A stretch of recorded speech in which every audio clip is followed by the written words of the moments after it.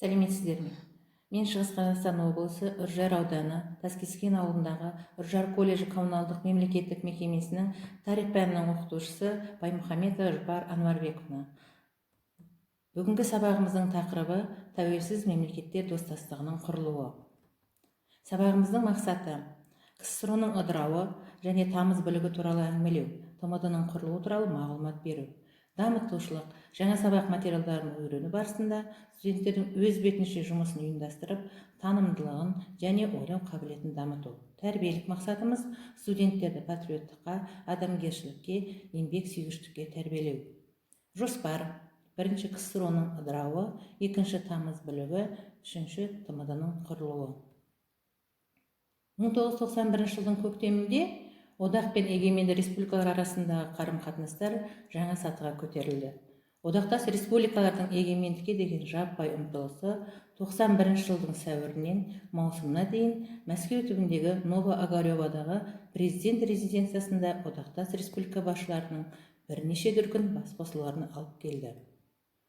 Новоогаревода 1991 жыл 23 сәуірде РКФСР, Украина, Қазақстан, Белоруссия, Өзбекстан, Әзербайжан, Қырғызстан, Тәжікстан және Түркменстан басшылары кездесіп, нәтижесінде 9+1 деп аталатын жаңа одақтық шарт дайындалды. Бұл одақ енді кеңестік егеменді республикалар одағы деп аталатын болды. КСРО-ның 9 одақтас республикасы мен КСРО президенті қол қойған болатын. 9 сағаттық келіссөздерден кейін елдегі жағдайды тұрақтандыруға шұғыл шара қолдану және дағдарысты еңсеру туралы мәлімдемеге қол қойылды. Құжаттарда мемлекеттердің егемендігі, одақтық үкімет орындарының қайта сайлануы мен одақтық жаңа конституцияның қабылдану қажеттілігі айтылды. Мәлімдеменің мәтінінде болашақ одақ турасында КСРО деген түсінік аталынбады. КСРО-ның тағдыры туралы 17 наурыздағы референдумда азаматтардың көпшілігі одақтық сақтап қалу жөнінде өз пікірін білдірсе, екінші жағынан республика басшылары бірінші кезекте Ельцин одақтың арқасында өз ұстанымын күшейтуге тырысты. Осындай күрделі жағдайда Горбачев жаңа одақтық шарт жасауға талпынды. Сөйтіп, тұжырымдамалар мен мүдделерді үйлестіру мәселесі төңірегінде қарама қайшылықты үдеріс басталды. 91 жылы 19 тамызда Кеңес одағының радиостанциялары, КСРО вице-президенті Янаев, КСРО премьер-министр Павлов, КСРО қорғаныс кеңес төрағасының бірінші орынбасары Бакланов қол қойған мәлімдемені жария етті. Мәлімдемеде КСРО президенті Горбачевтың денсаулығына байланысты өз міндеттерін атқара алмайтындығынан бұл қызметтің КСРО вице-президенті Янаевқа өтетіндігі туралы айтылды. Елді басқару және төтенше жағдай тәртібін тиімді жүзеге асыру үшін құрамына жоғарыда аталғандардан басқа Крючков, Пуго yazып кірген 8 адамнан тұратын төтенше жағдай жөніндегі КСРО мемлекеттік комитеті құрылды. КСРО президенті қызметін атқарушы Янаев мемлекеттер мен үкімет басшыларына және Біріккен ұлттар ұйымы бас хатшысына үндеу жолдап, төтенше жағдайдың елде 6 айға енгізілетіні туралы мәлімдеді. Біріккен ұлттар ұйымы тарапынан тиісті түсіністікпен қарауға шақырды. Төтенше жағдайлар жөніндегі мемлекеттік комиссияның нөмір 1 қаулысы бойынша негізінде саяси партиялар, қоғамдық ұйымдар мен бұқаралық қозғалыстардың қызметі тоқтатылды. Митинг, шеруге шығу, ереуіл жасауға тыйым салынды. Бұқаралық ақпарат құралдарына қатаң бақылау орнатылды. Астық жинау науқанына кәсіпорын және ұйымдардың жұмысшылары мен қызметшілері, студенттер және әскери қызметкерлер жұмылдырылды. 91 жыл 9 тамызда бірқатар жарлықтар шықты. Төтенше жағдайлар жөніндегі мемлекеттік комитеттің нөмір 2 қаулысында демократия мен прогреске айрықша ықылас көрсеткен Комсомольская правда, Московские новости газеттерінің басылуына тыйым салынып, Известия, Труд, Рабочая жизнь басылымдарын шығаруды шектеді. Мәскеуге әскер мен бронетехника кіргізілді. Өзінің мән жағынан төтенше жағдайлар жөніндегі мемлекеттік комитет мемлекеттік төңкеріске талпыныс жасады. Осыған байланысты Горбачев бейтарап саясат ұстанып, оқиғалардың одан әрі қалай өрбитінін күтті. Бірақ жанжалдасушы екі жақтың қайсысы жеңсе де, оның елдің шынайы көшбасшы ретінде саяси карьерасын жалғастыру мүмкіндігі жоғалған еді. 21 тамыз күні Ресей үкіметінің жіберген ұшағымен Горбачев Қырымнан Мәскеуге қайтып келді. Демократиялық күштердің басымдығы жағдайында төтенше жағдайлар жөніндегі мемлекеттік комитеттің әскери күш қолдануға батылдығы жетпеді. Әскерлер казармаларына қайтарылды. Мемлекеттік төңкеріс жасау әрекеті сәтсіз аяқталды. Төтенше жағдайлар жөніндегі мемлекеттік комитеттің басшылары тұтқындалып, істері сотқа берді. Бүлікшілердің жеңілуіне бұқара халықтың қолдамауы, Ресей басшылығының табанды қарсылығы, сондай-ақ одақтас республикалар басшыларының ішкі мәселелерді жаңаша тұрғыда шешуге деген ықыластары себеп болды. Әскери күштердің Ресей басшылығына көрсеткен қолдауының да маңызы зор болды. Ельцин 23 тамыз күні өзінің жарлығымен КОКО-ның қызметін тоқтатты. Ал 6 қарашадағы жарлығымен мемлекетті басқару құрылымындағы билік партиясы ретінде Компартияның қызметіне тыйым салынды. Төтенше жағдай жөніндегі мемлекеттік комитеттің бүлігінің басылуы кеңестік саяси жүйенің орталық республикалар жоғарғы билігінің дағдарысын көрсетті. Бұл бұрынғы жүйенің өзегін құраған және КОКП мен мемлекеттік қауіпсіздік комитеті сияқты үкімет билігінің серіктігін қолында ұстаған құрылымның күйреуімен байланысты еді. Бүлік басылған соң тамыздың 24 күні республиканың жоғарғы кеңесі ағымдағы кезеңді бағалау мен егемендікті нығайтуға байланысты шаралар қолдану туралы қаулы қабылдады. Президент тамыз төңкерісін қолдаған азаматтарға кешіріммен және түсінушілікпен қарады. Қазақстанда тамыз оқиғаларына байланысты ешқандай сотта саяси істер де қозғалған жоқ. Бірақ тамыз бүлігі республика басшыларын бұдан әрі жауапкершілікті өз мойнына алудың қажеттілігіне көзін жеткізді.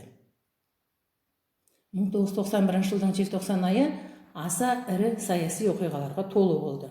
Олардың ең бастысы ретінде КСРО-ның ыдырауы еді. 1991 жыл 8 желтоқсанда 3 славян республикасы, яғни Ресей, Беларусь, Украина, Беловеж орманында кездесіп, өздерінің КСРО-дан шығып, тәуелсіз мемлекеттер достастығын құратындықтарын мәлімдеді. Беловеж мәлімдемесіне сәйкес, ТМД елдерінің құрамына бұрынғы КСРО-дағы елдердің кіруіне есік ашық деп жарияланды. Осылайша, дүние жүзіндегі аса ірі отаршыл империялардың соңғысы КСРО ыдырады. 1991 жылдың 13 желтоқсанында Орта Азия мен Қазақстан республикаларының басшылары Ашхабадта кездесіп, Беловеж келісіміне талдау жасады және жаңа достастық құрылымына кіруге өздерінің әзір екендіктерін білдірді. 1991 жылы 21 желтоқсанда Алматыда бұрынғы Кеңес одағының құрамындағы 11 тәуелсіз, яғни Әзербайжан, Қазақстан, Ресей Федерациясы, Армения, Қырғызстан, Тәжікстан, Белоруссия, Молдавия, Түркменстан, Өзбекстан, Украина мемлекеттері басшыларының кеңесінде тәуелсіз мемлекеттер достастығын құру туралы келісімнің хаттамасына қол қойды. Бұл хаттама бойынша ТМД мемлекет емес және ұлттардың үстінен бақылау орнатуға құқығы болған жоқ. 1993 жыл желтоқсанда достастыққа Грузия қосылды, ал 2009 жылғы 18 тамызда аталған бірлестіктен шықты. Түркменстан ТМД-ның қауымдастырылған мүшесі болып табылады. Тәуелсіз мемлекеттер достастығы мемлекет болып табылмайды және ұлт үстілік өкілетке емес.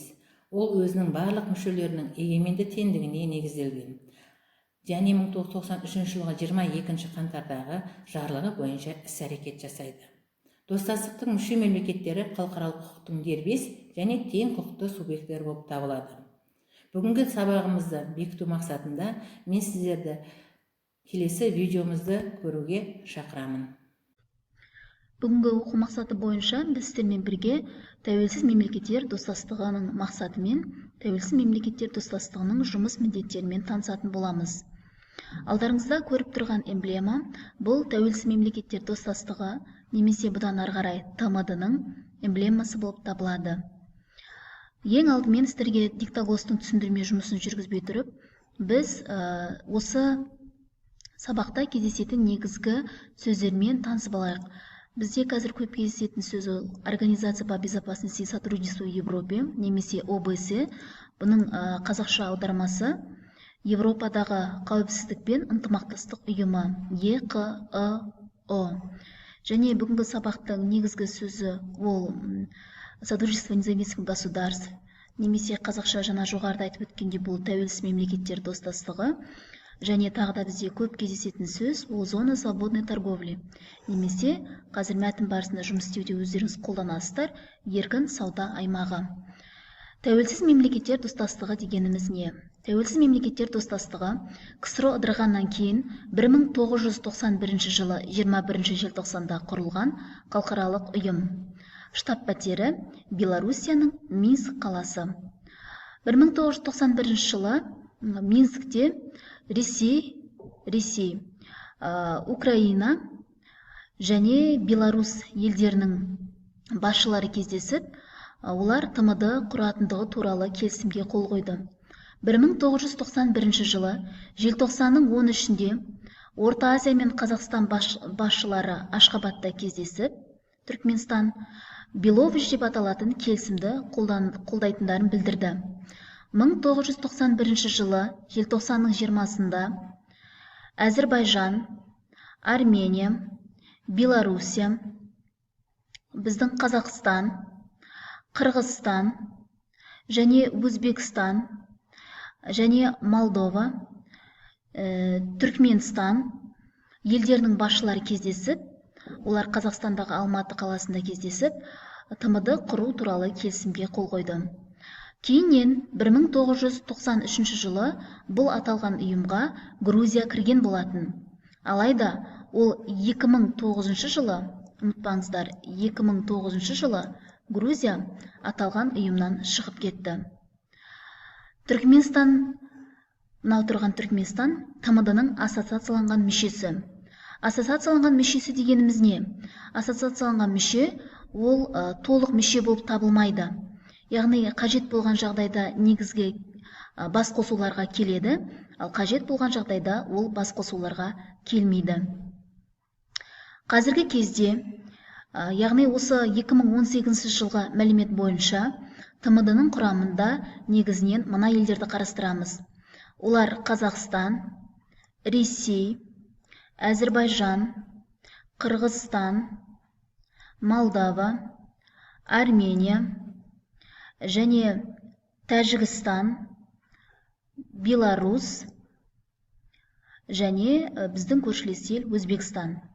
Осы елді айтамыз. Яғни құрамында қазір 1, 2, 3, 4, 5, 6, 7, 8, 9 ел бар.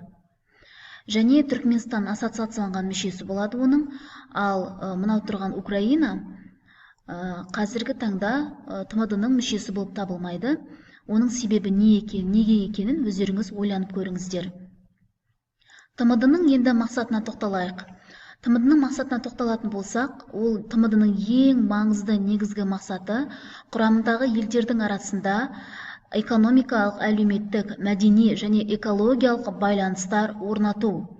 Бұрын бұлар кеңестік социалистік республикалар одағында болған мемлекет болғандықтан, бұлардың тарихы бір. Сондықтан да осы тарихи байланысты үзбеу мақсатында ТМД-ның негізгі болашақтағы мақсаты өзара экономикалық интеграция болмақ.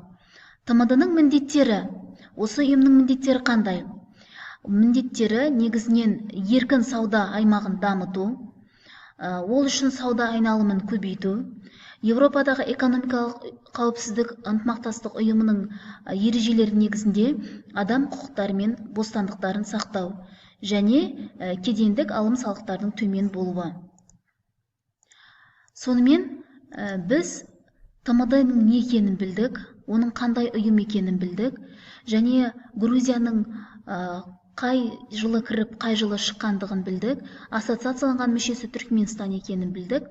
Ары қарай осы диктоглоста алған ақпаратты сабақта тиімді қолданамыз.